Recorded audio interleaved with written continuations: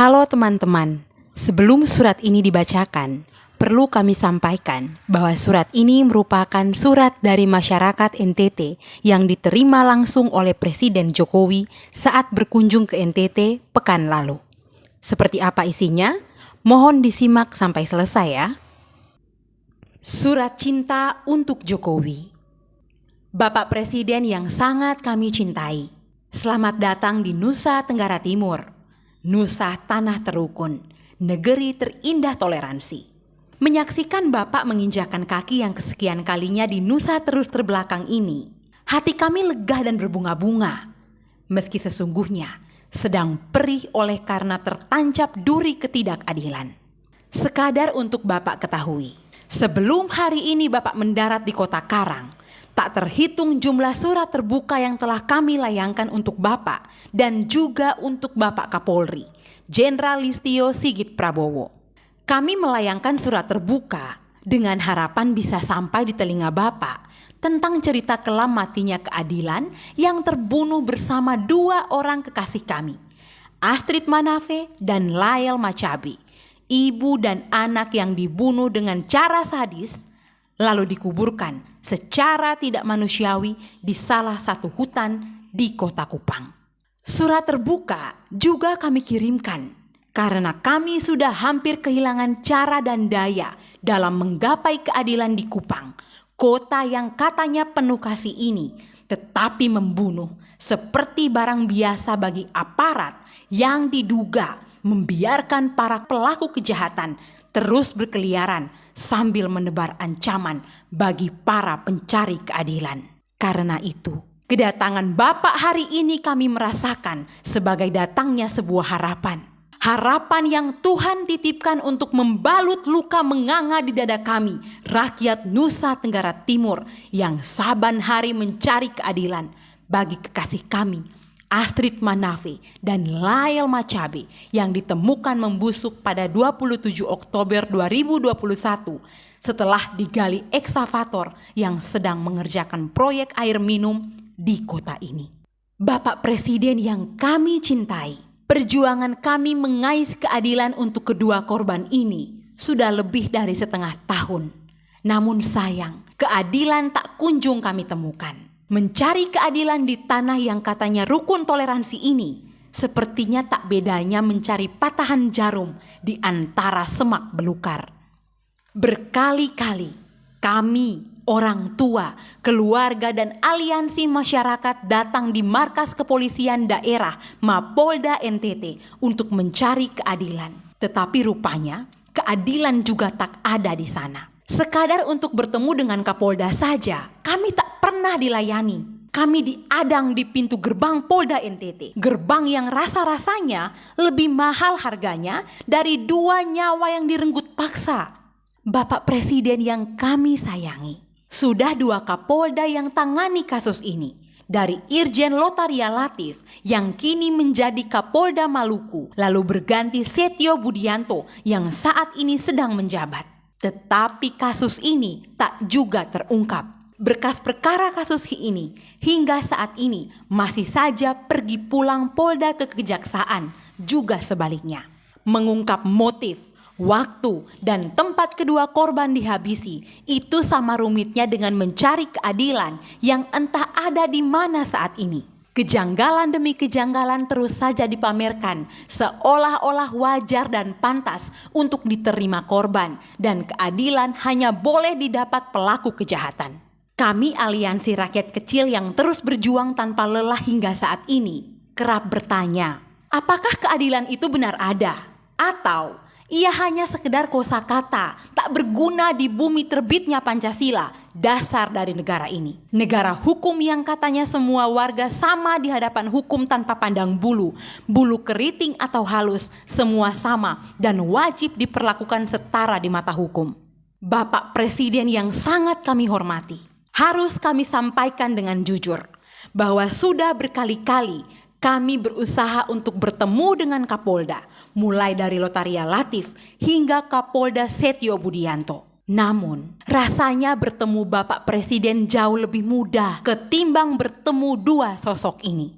Kami akhirnya mulai menduga-duga, Jangan-jangan memang intensitas kesibukan dan agenda antara presiden dan Kapolda lebih padat ketimbang presiden, sehingga presiden lebih mudah ditemui ketimbang Kapolda. Begitupun Kapolri dan Kapolda. Rasa-rasanya Kapolda NTT ini jauh lebih sibuk dan lebih padat agendanya ketimbang Kapolri, sehingga menemuinya teramat susah.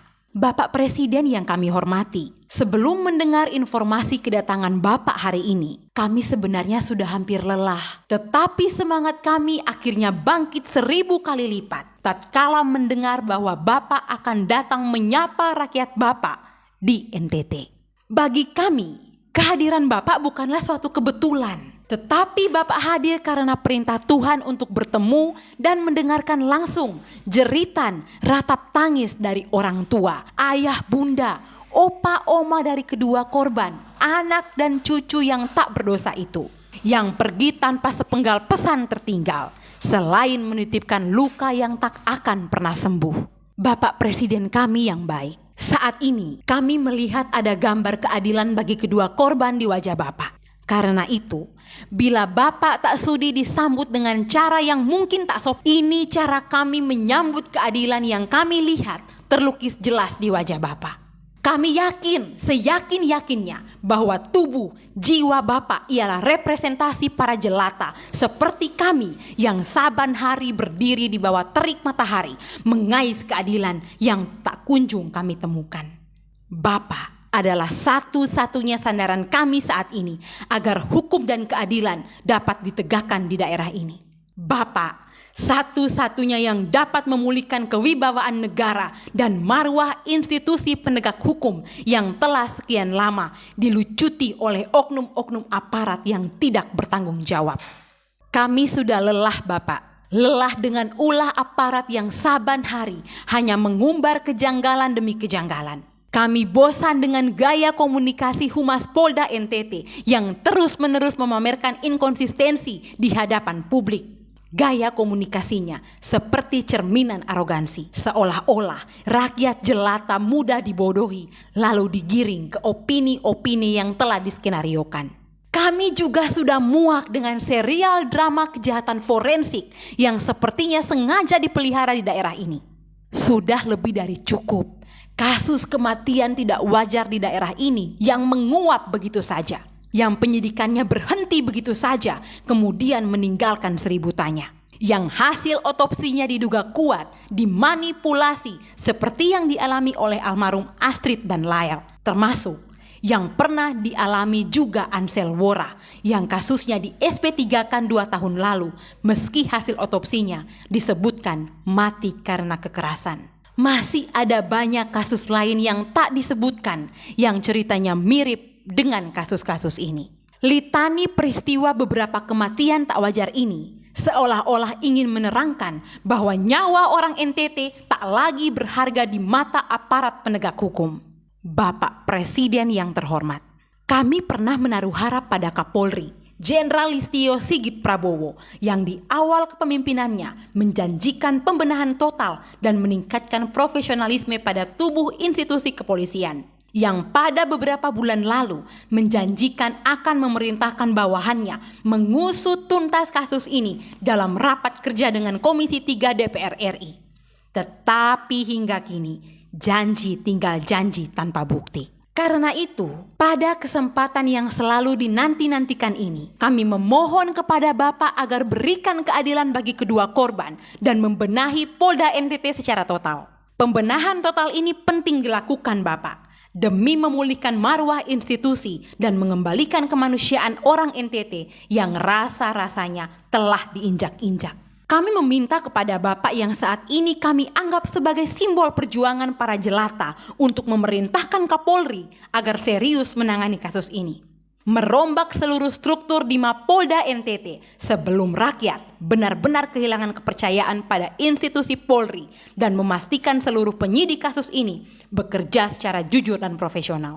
Kami, aliansi siap sedia untuk bekerja sama dengan aparat dalam membagi informasi tentang kasus ini.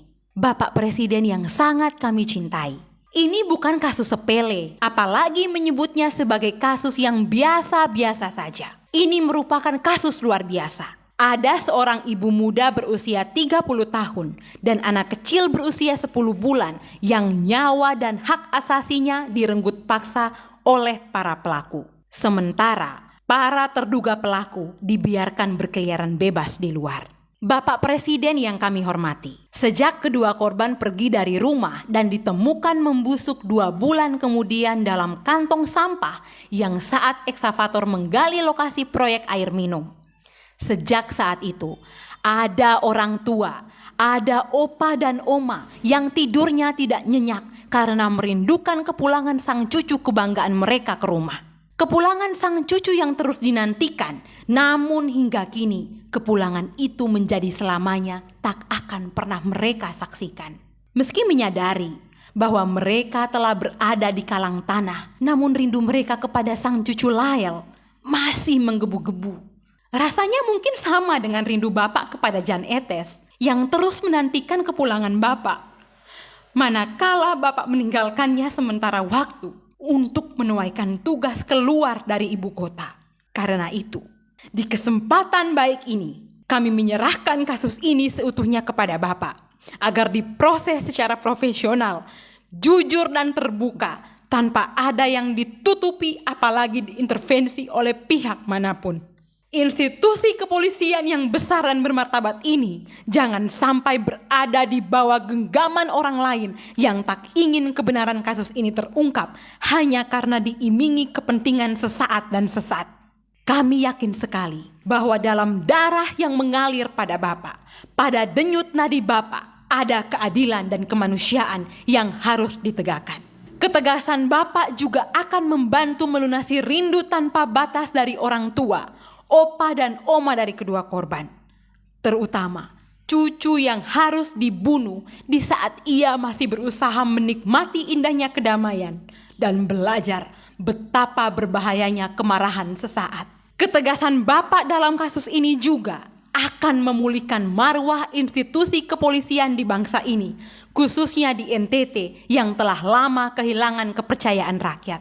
Kami harus katakan dengan jujur bahwa saat ini kami telah kehilangan respek dan kepercayaan pada institusi kepolisian daerah NTT. Sebab kasus ini sesungguhnya tidak ribet kalau polisi bekerja dan profesional tanpa melindungi pelaku kejahatan.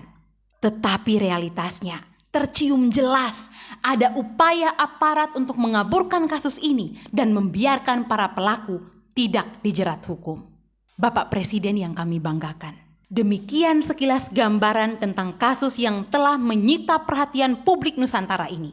Cerita lengkapnya akan kami serahkan dalam bentuk berkas yang kami kumpulkan sendiri kepada Bapak, agar Bapak bisa melihat lalu merasakan bagaimana janggalnya kasus yang ditangani Polda NTT. Doa kami, semoga Bapak dan keluarga senantiasa diberikan berkat kesehatan dan kekuatan dalam menunaikan tugas mulia sebagai Bapak bangsa Indonesia. Amin. Tertanda Aliansi Peduli Kemanusiaan dan Keadilan bagi Astrid dan Lael.